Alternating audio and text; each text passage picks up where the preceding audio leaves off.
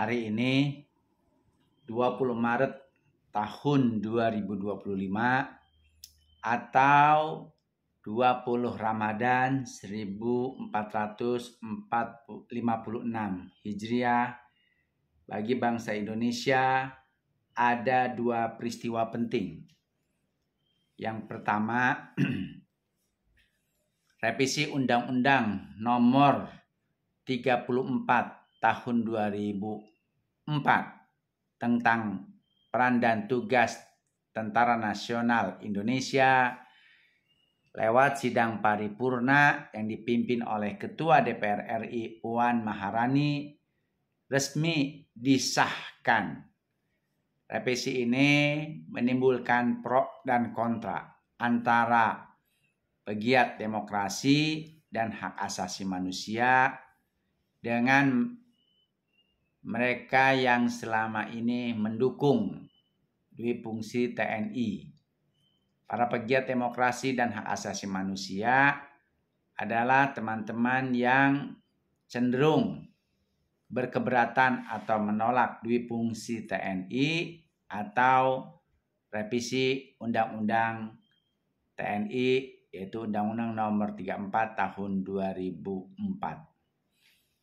Peristiwa yang kedua, nanti jam 16.00 Timnas Sepak Bola Indonesia akan menjalani laga tandang di Sydney, Australia melawan Timnas Sepak Bola Australia dalam rangka memperebutkan tiket untuk bisa maju di putaran final Piala Dunia tahun 2026 yang akan datang.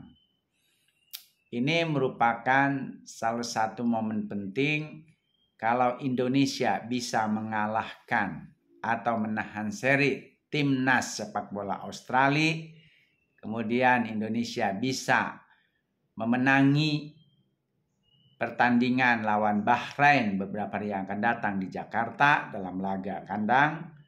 Bukan tidak mustahil Timnas Sepak Bola Indonesia akan menduduki peringkat kedua di putaran 3 ini, sehingga bisa bersama Jepang maju ke putaran final Piala Dunia.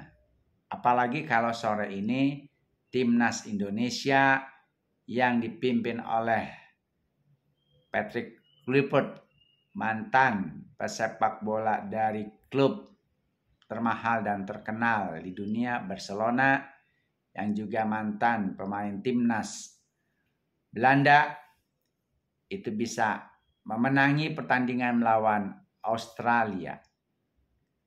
Kemungkinan besar Indonesia akan menduduki peringkat kedua, peringkat pertamanya adalah Jepang, sehingga bisa maju ke putaran final Piala Dunia. Dan tentu itu akan sangat mengembirakan bangsa Indonesia yang sebagian besar rakyatnya pecinta sepak bola.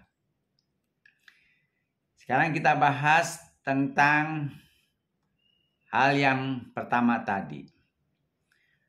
Kenapa dalam revisi Undang-Undang TNI, yaitu Undang-Undang Nomor 34 Tahun 2004, terdapat polemik. Terdapat dua kelompok masyarakat.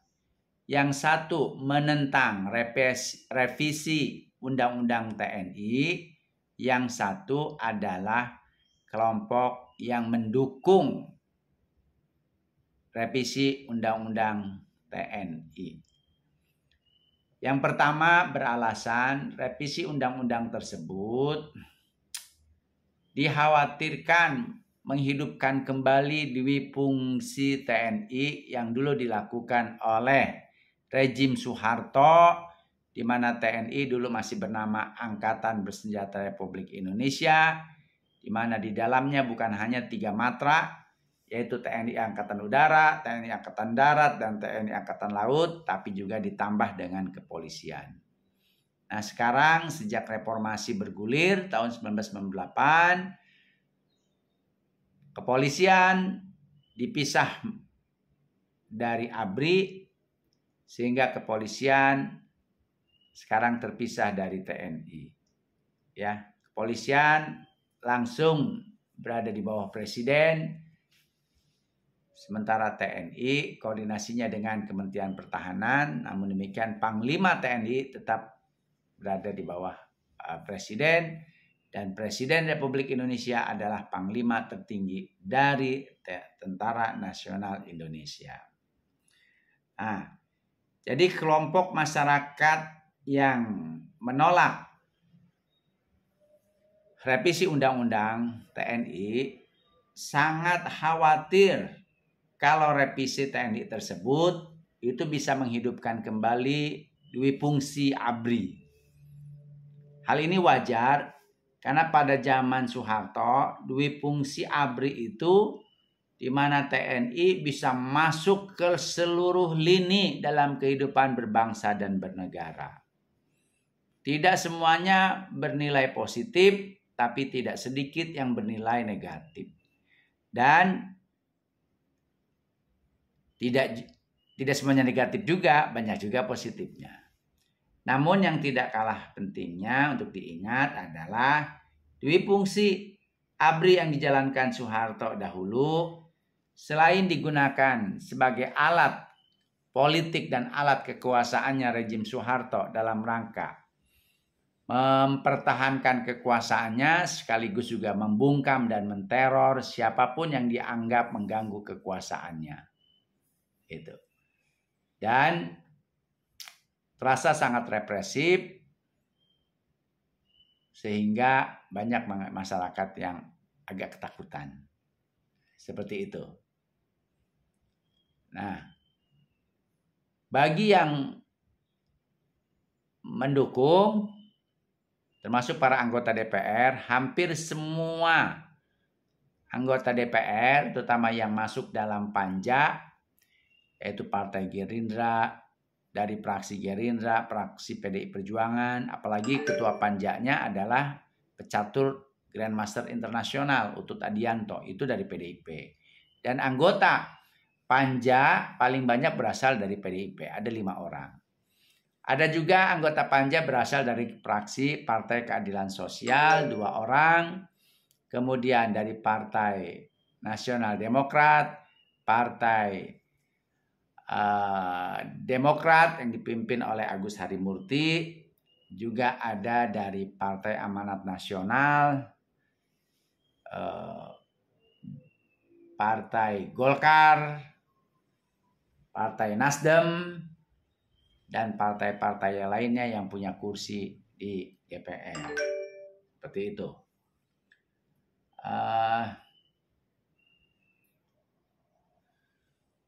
Mereka beralasan revisi Undang-Undang TNI tersebut itu tidak akan mengarah kepada duifungsi ABRI ataupun duifungsi TNI. Kalau duifungsi ABRI, TNI bisa masuk ke semuanya. Ya.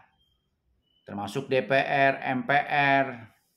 Dulu di DPR ada fraksi TNI. Ada wakil ketua DPR dari fraksi TNI. Ada di MPR pun ada fraksi TNI. Ada wakil dari fraksi TNI, termasuk ada wakil ketua MPR dari fraksi TNI. Dan bupati, kepala daerah segala macamnya itu hampir sebagian besar dulu dari TNI. Sekiranya dari sipil adalah orang-orang yang mendapatkan restu dari Presiden Soeharto atau lingkaran dalamnya. Nah, mereka mendukung karena selama ini ada wilayah-wilayah yang perlu diduduki oleh anggota TNI. Baik yang masih aktif maupun yang sudah tidak aktif. Daripada diduduki tetapi secara ilegal, tidak sesuai dengan undang-undang, maka lebih baik dibuatkan legal. Seperti itu. Nah, sementara yang anti atau yang kontra dari revisi, ada trauma dan mereka berpendapat sebaiknya TNI yang menduduki posisi-posisi di luar pertahanan, di luar Kementerian Pertahanan dan di luar struktural TNI, ya buka baju, termasuk perwira TNI atau prajurit TNI yang aktif, punya pengaruh, dikenal masyarakat, mau jadi kepala daerah, maka dia harus pensiun, lalu masuk ke partai politik, dan melakukan pendekatan kepada masyarakat untuk bisa terpilih dalam pilkada menjadi kepala daerah, baik bupati, wali kota, ataupun gubernur. Demikian juga dengan anggota TNI aktif yang ingin menjadi anggota DPR, menurut kawan-kawan yang kontra terhadap revisi Undang-Undang TNI, ya sebaiknya anggota TNI pensiun. Setelah itu masuk partai politik, meyakinkan masyarakat untuk bisa dipilih. Contoh yang terbaik dari itu adalah yang dilakukan oleh Mayor Jenderal TNI Purnawirawan Tubagus Hasanuddin.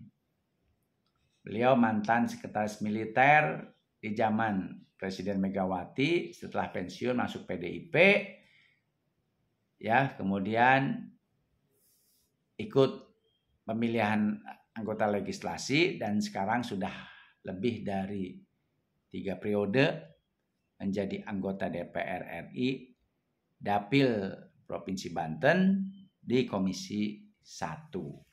Seperti itu. Nah, jadi berdasarkan sidang paripurna, ada beberapa penambahan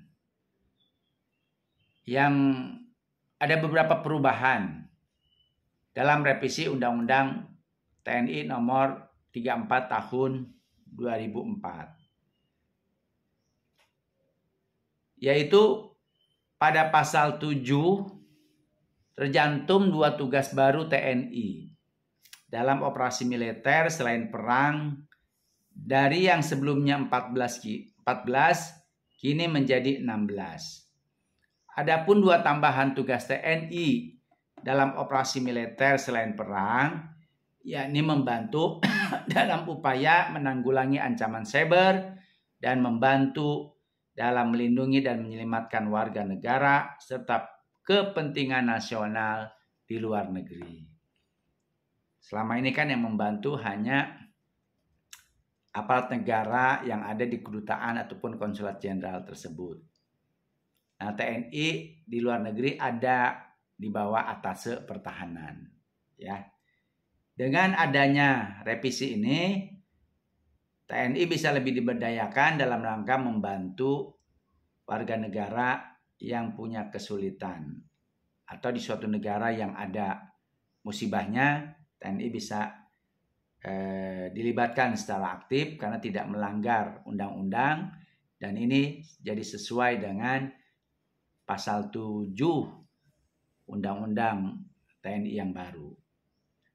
Nah, pasal 7 huruf B disebutkan tambahan tugas dari TNI, 1, mengatasi gerakan separatis bersenjata. Selama ini kan yang mengatasi gerakan separatis bersenjata seperti di Papua itu Polri. Polri kewalahan, maka di BKO-kan pasukan dari Kodam maupun dari unit-unit tertentu. Yang kedua, mengatasi pemberontakan bersenjata. Yang ketiga, mengatasi aksi terorisme. Yang keempat, mengamankan wilayah perbatasan. Nah, selama ini kan dilakukan oleh pihak Polri. Kemudian mengamankan objek vital nasional yang bersifat strategis. Selama ini juga dilakukan oleh pihak Polri, khususnya Pamwabit, pengamanan objek vital. Kemudian yang 6, melaksanakan tugas perdamaian dunia sesuai dengan kebijakan politik luar negeri. Nah, ini kan selama ini sudah dilakukan oleh Polri dan TNI ya. Tapi ini ya kurang jelas di pasal mananya. Kemudian yang ke-7, ini udah pasti melekat. Mengamankan presiden dan wakil presiden beserta keluarganya. Kemudian yang ke-8, memberdayakan wilayah pertahanan dan kekuatan pendukungnya secara dini sesuai dengan sistem pertahanan semesta. 9, membantu tugas pemerintah di daerah. 10, membantu Kepolisian Republik Indonesia dalam rangka tugas pengamanan, keamanan dan ketertiban masyarakat yang diatur dalam undang-undang. 11, membantu mengamankan tamu negara setingkat kepala negara dan perwakilan negara pemerintah asing yang sedang berada di Indonesia. Ini sudah dilakukan selama ini. Yang ke-12, membantu menanggulangi akibat bencana alam, pengungsian, dan pemberian bantuan kemanusiaan. Yang ke-13, membantu pencarian dan pertolongan dalam kecelakaan. 14, membantu pemerintah dalam pengamanan, pelayaran dan penerbangan terhadap pembajakan, perompakan dan penyelundupan. 15, membantu dalam upaya penanggulangan ancaman pertahanan cyber. Dan 16, membantu dalam melindungi dan menyelamatkan warga negara serta kepentingan nasional di luar negeri. Pasal 7 ayat 4, pelaksanaan operasi militer selain perang dan sebagainya dimaksudkan pada ayat 2 huruf B, diatur lebih lanjut dengan peraturan pemerintah atau peraturan presiden, kecuali untuk ayat 2 huruf B angka 10. Perubahan yang lain terjadi di pasal 47.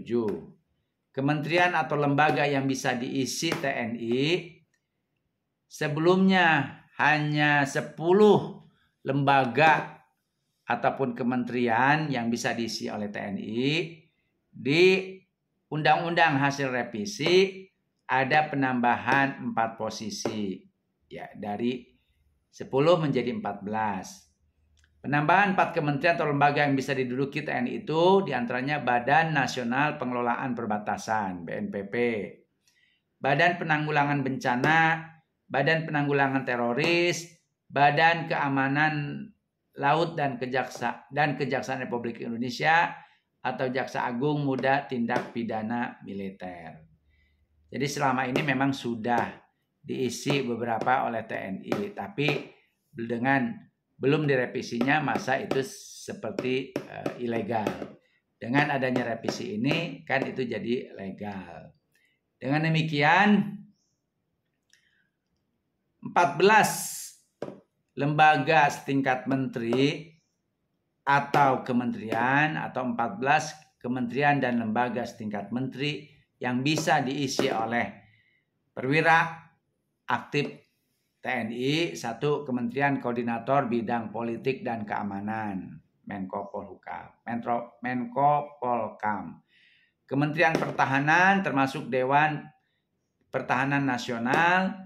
Kemudian Sekretariat Negara yang menangani urusan Kesekretariatan Presiden dan Kesekretariatan Militer Presiden. Dengan sendirinya nanti Letkol TNI Teddy Indra Wijaya dengan disahkannya undang-undang TNI yang baru ini, dia sudah tidak lagi mendapatkan kritikan karena sudah sesuai. Jadi dia bisa dimasukin ke Sekretariat Negara, baik yang menangani Kesekretariatan Presiden ataupun Kesekretariatan Militer. Yang keempat, Badan Intelijen Negara. Kalau BIN ini selama ini kan sudah diduduki ya. Kemudian Badan Cyber dan atau Sandi Negara.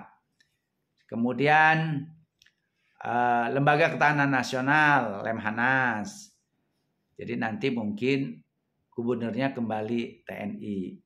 Sebelum reformasi, Lemhanas itu selalu gubernurnya TNI, wakil gubernurnya sipil. Yang saya paling ingat itu adalah waktu zaman dekan saya di FISIP UI, Profesor Dr. Juwono Sudarsono. Selepas dari dekan FISIP UI, beliau diangkat oleh Edi Sudrajat, waktu itu Panglima TNI, Menteri Pertahanan diangkat menjadi Wakil Gubernur Lemhanas. Gubernur Lemhanasnya itu Jenderal Bintang 3 aktif. Nah, saat itu Lemhanas masih di bawah Kementerian Pertahanan. Setelah reformasi dibalik, gubernurnya sipil, wakil gubernurnya perwira tinggi aktif. Dan sekarang Gubernur Lemhanas itu berada di bawah presiden langsung. Saat ini Gubernur Lemhanas itu sipil, diisi oleh Dr. Tubagus Aceh Hasan Sajili, itu sahabat saya, dan wakil gubernurnya saat ini dari TNI Angkatan Laut. Itu. Dan bisa jadi setelah undang-undang disahkan, nanti setelah Kang Aceh tidak jadi gubernur lagi, Gubernur Lemhanas kembali jadi militer, dari perwira tinggi aktif. Wakil gubernurnya itu dari sipil. Yang lainnya adalah Badan SAR Nasional. Basarnas selama ini kepala Basarnasnya selalu perwira TNI. Kalau tidak dari TNI Angkatan Udara, TNI Angkatan Laut. Kemudian Badan Narkotika Nasional. Nah, ini yang baru kemungkinannya. Selama ini yang menjadi pimpinan Badan Narkotika Nasional selalu perwira tinggi polisi yang rata-rata pangkatnya itu Inspektur Komjen Bintang 3. Nah, dengan adanya revisi undang-undang ini bisa jadi nanti BNN diisi oleh TNI. Nah, sebelum revisi TNI ini militer nggak bisa masuk, itu didominasi oleh sipil dan perwira kepolisian. Dengan revisi ini perwira TNI bisa masuk bersama dengan perwira dari Polri. Seperti itu. Kemudian Badan Nasional Pengelola Perbatasan, Badan Penanggulangan Bencana sama BNPB BUN selama ini sudah diisi oleh perwira aktif dari TNI. Badan Penanggulangan Terorisme pun sama, Bakamla pun sama, Badan Keamanan Laut. Lalu Kejaksaan Republik Indonesia. Jadi Jaksa Agung Muda bidang tindak pidana militer akan diisi oleh perwira tinggi militer yang masih aktif, serta Mahkamah Agung. Kalau Mahkamah Agung mungkin kamar militernya, ya. Lalu yang lainnya dari perubahan ataupun revisi Undang-Undang Nomor 34 Tahun 2004 itu ada di pasal 53 yang menjelaskan tentang usia TNI. Pasal 53 Rancangan Undang-Undang TNI mengubah batas usia pensiun prajurit. Ketentuan ini diatur dalam ayat 2 dengan batas usia pensiun yang variatif berdasarkan pangkat dan jabatan. Bintara dan Tamtama maksimal berusia 55 tahun. Perwira pertama sampai dengan pamen pangkat kolonel atau perwira menengah pensiunnya di usia maksimal 58 tahun. Sementara perwira tinggi bintang 1 maksimal 60 tahun pensiun. Perwira tinggi bintang 2 maksimal usia pensiunnya 61 tahun. Perwira tinggi bintang 3 maksimal pensiunnya 62 tahun. Khusus untuk perwira tinggi bintang 4, batas usia pensiunnya maksimal 63 tahun dan dapat diperpanjang maksimal 2 kali atau 2 tahun sesuai dengan kebutuhan yang ditetapkan dengan keputusan Presiden Republik Indonesia. Nah, ini berkaitan dengan Panglima. Terkadang dulu batasannya itu berapa? Umur 58 tahun. Akhirnya bisa tiap tahun terjadi pergantian Panglima TNI. Dengan adanya undang-undang ini, maka meskipun sudah berusia 62 tahun atau 63 tahun, kalau Presiden masih merasa cocok dengan perwira tersebut untuk mengisi posisi Panglima TNI, maka diskresi Presiden, perwira tinggi tersebut masih bisa menduduki jabatan sebagai Panglima TNI. Seperti itu. Nah, jadi memang bisa dikatakan revisi Undang-Undang TNI ini berbeda dengan Wifungsi ABRI zaman rezim Soeharto dahulu. Dan waktu zaman rezim Soeharto, TNI itu bisa masuk ke semuanya, termasuk ke DPR, segala macamnya. Ternyata di sini kan perwira tinggi TNI hanya bisa masuk mengisi posisi di 14 lembaga kementerian atau non-kementerian. Seperti itu. Nah, mudah-mudahan ini bisa dipahami oleh kawan-kawan yang kontra dengan revisi undang-undang. Jadi kalau kawan-kawan yang kontra dengan revisi undang-undang karena khawatir dui fungsi TNI bisa hidup kembali, berpendapat bahwa ya kan untuk posisi-posisi tertentu TNI tidak harus berbaju TNI, bisa masuk ke situ, setelah itu pensiun. Seperti itu, ya. Sama halnya apabila perwira TNI mau ikut terjun menjadi kepala daerah, pensiun dulu. Seperti itu. Nah, di revisi ini berbeda dengan yang didengung-dengungkan selama ini dengan seorang petinggi TNI yang katanya TNI bisa berbisnis. Di sini tidak. Tidak disebutkan TNI boleh berbisnis, tidak boleh. Kalau TNI mau berbisnis, ya TNI pensiun. Ya. Dengan demikian, ya, perwira tinggi TNI yang menduduki posisi sebagai direktur utama Bulog itu harus pensiun karena melanggar undang-undang baik yang ada sebelumnya maupun yang sudah direvisi. Karena di sini tidak disebutkan bahwa TNI boleh memasuki posisi di urusan logistik atau di lembaga ataupun kementerian yang mengurusi logistik seperti itu. Nah, kalau saya sendiri berpendapat seperti apa sebagai dosen, sebagai warga negara Indonesia dan sebagai pengamat kebijakan, ya kalau boleh saya lebih cenderung kepada undang-undang yang lama. Saya ingin lebih menekankan TNI itu fokus dan profesional di tugas pertahanan dan 10 lembaga kementerian tadi. Yang penting buat saya adalah pertama alutsista, alat utama sistem persenjataan TNI itu harus update dan modern. Ya.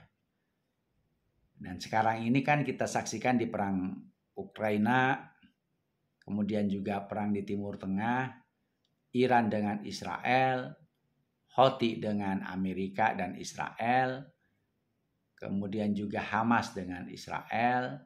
Israel juga menyerang Hamas, didukung Amerika, menyerang Iran dan menyerang Houthi Yaman. Itu kan banyak menggunakan drone. Dan drone-nya cukup canggih. Saya ingin TNI juga punya banyak drone yang canggih. Karena bukan tidak mustahil perang ke depan itu tidak lagi antar orang, tapi antar robot. Nah, drone itu kan salah satu artificial intelligence untuk perang. Seperti itu. Yang lainnya adalah pesawat-pesawat tempur TNI juga harus paling modern. Ya, F-35, ya kan. Kemudian Sukhoi yang terbaru dari Rusia. Kemudian juga Panzer dan kapal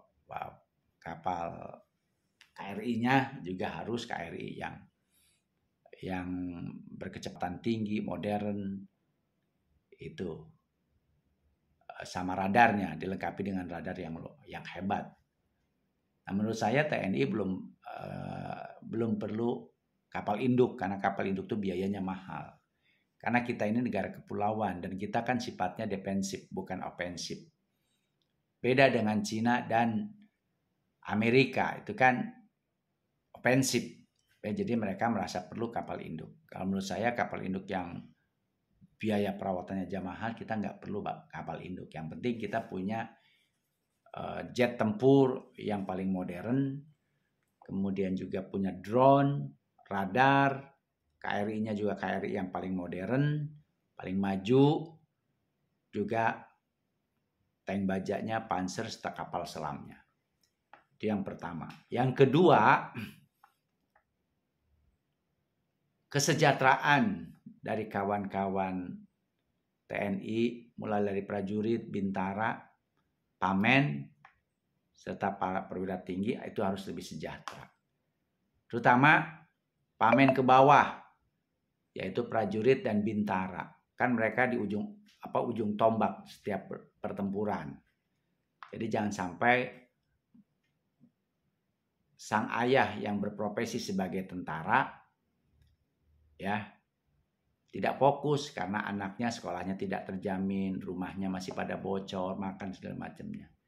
Jadi buat saya, supaya TNI ini profesional dan fokus di bidang pertahanan, maka pemerintah perlu meningkatkan kesejahteraan dari para prajurit, bintara,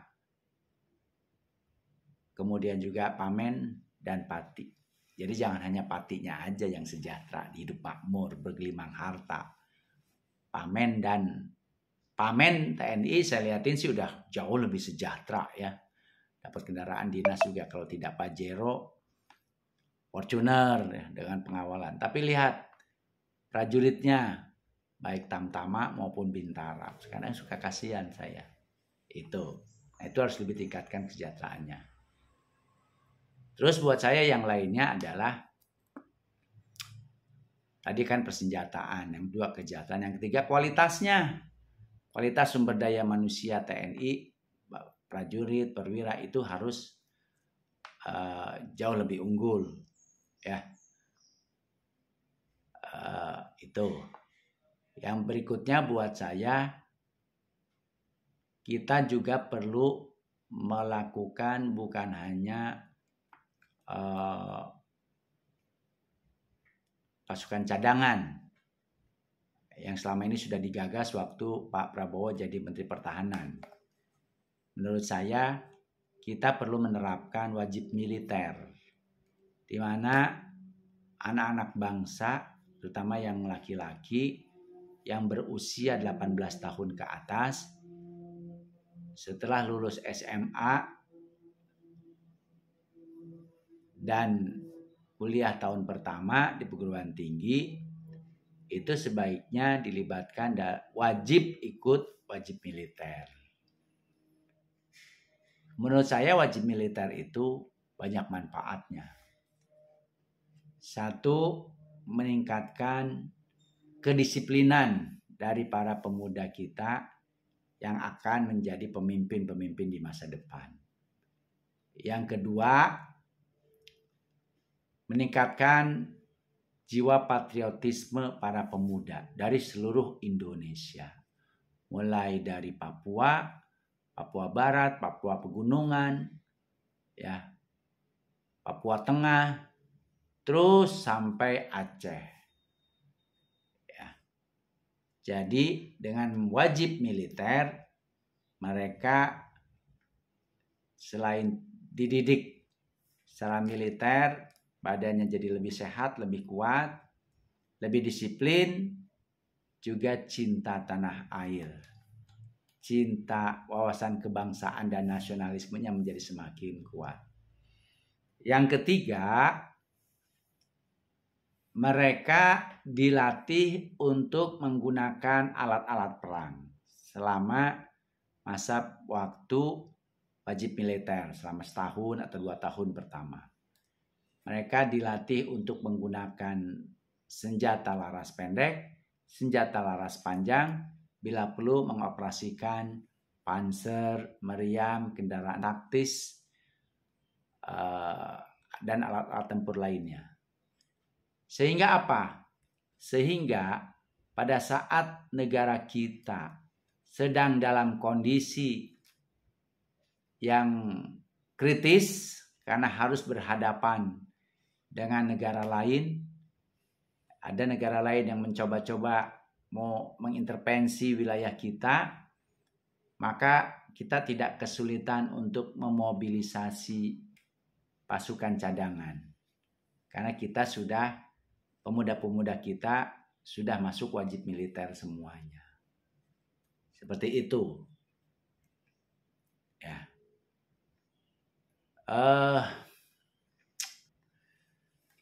Setelah wajib militer yang pertama, menurut saya nanti 10 tahun kemudian atau 5 tahun kemudian ada lagi pelatihan untuk wajib militer bukan gelombang pertama, advance-nya. Gitu. Jadi kembali melatih dan mengingatkan para anak bangsa itu untuk kembali menggunakan senjata, latihan perang dan sebagainya. Nah, menurut saya pada saat perekrutan atau setelah wajib militer selesai, buat anak-anak bangsa, para pemuda dan generasi muda kita yang memang kemudian ingin menggeluti dunia militer, itu langsung bisa diseleksi, direkrut, ranking pertama sampai 10 yang kualitasnya bagus, otaknya bagus, kesehatannya bagus, itu bisa masuk Akmil. Ranking 11 sampai dengan ranking 25 bisa misalnya masuk secapa. Kemudian ranking 26 sampai ranking 35 masuk Bintara. Ranking 40 ke berikutnya itu bisa masuk sekolah calon tamtama. Kalau mereka yang mau serius menggeluti dunia militer, perwira aktif, perwira karir, prajurit karir. Tapi kalau yang saya setelah menjalani wajib militer, saya mau jadi warga biasa atau menjadi kembali kuliah atau menjadi dokter atau menjadi profesi lain, silahkan. Ini lebih hemat. Jadi proses seleksi Catam, Secapa, dan Akmil itu tidak terpisah, tapi menjadi satu kesatuan dari wajib militer itu sendiri. Menurut saya itu. Nah, yang lainnya saya sepakat dengan kawan-kawan yang lainnya bahwa profesi apapun punya kesempatan yang sama untuk menjalani dan menduduki posisi tertentu atau karir tertentu. Demikian juga dengan profesi kawan-kawan yang mengambil profesi jadi TNI, baik Pamen, Pati. Misalnya mau ambil posisi direktur atau komisaris BUMN atau jadi anggota DPR atau kepala daerah. Ya. Maka tanggalkan dulu tuh baju tentaranya. Ya. Pensiun dini. Setelah itu ikut seleksi. Kan pada saat mereka pensiun ini kan mereka juga mendapatkan hak dan kewajibannya, uang pensiun, lauk pauk dan sebagainya. Jadi ikut seleksi lagi bersama anak-anak bangsa lainnya dari profesi lainnya. Misalnya mengisi posisi dirut ataupun direksi BUMN, jabatan direktur ataupun dirjen di kementerian yang ada di Indonesia, atau menjadi kepala daerah atau menjadi anggota DPR. Seperti itu. Jadi jangan masih perwira aktif. Nah, selain itu juga kita juga bisa lihat, bisa contoh negara Amerika, negara Rusia, Singapura, ya, Malaysia, termasuk Korea Selatan. Jadi militer fokus di pertahanan. Di luar dari bidang itu, ganti baju atau pensiun dini, baru ikut seleksi lagi. Korea sudah meninggalkan di fungsi militernya sejak tahun 87. Dan Korea juga sudah melarang cebol-cebol atau cukong-cukong atau konglomerat untuk terlibat aktif di politik pemerintahan. Sehingga Korea sekarang menjadi salah satu negara yang paling maju atau menjadi macan Asia. Seperti itu. Jadi saya pribadi menghormati kawan-kawan yang kontra terhadap revisi Undang-Undang TNI. Saya pun memahami kawan-kawan yang mendukung revisi Undang-Undang TNI. Kawan-kawan yang kontra khawatir dengan revisi tersebut yang sekarang sudah disahkan oleh DPR RI di bawah pimpinan Puan Maharani dari PDIP. Khawatir kalau undang-undang ini disahkan akan terjadi kembali dui fungsi ABRI atau dui fungsi TNI. Menurut kawan-kawan yang pro dengan revisi, tidak. Memang berbeda sih ya, berbeda. Seperti itu. Nah, saya lebih memilih TNI lebih fokus dan profesional di bidang pertahanan. Di luar bidang itu, ya TNI beralih ke profesi yang lainnya. Sama dengan anak bangsa yang lainnya. Tapi yang penting adalah alutsista dari TNI kita harus selalu paling modern. Kemudian kualitas sumber daya manusia Indonesia yang dimiliki TNI, baik prajurit, perwira pertama, perwira menengah maupun perwira tinggi, harus orang-orang yang benar-benar berkualitas. Yang ketiga, kesejahteraan anggota TNI, terutama bintara, prajurit, dan perwira pertama, itu harus diperhatikan lebih sejahtera. Karena mereka ujung tombak di lapangannya. Kalau pati-pati saya melihat sudah jauh lebih sejahtera. Saya pikir itu. Selamat. Semoga dui fungsi benar-benar tidak terjadi. Dan saya berharap semoga TNI jadi jauh lebih profesional dan lebih sejahtera lagi.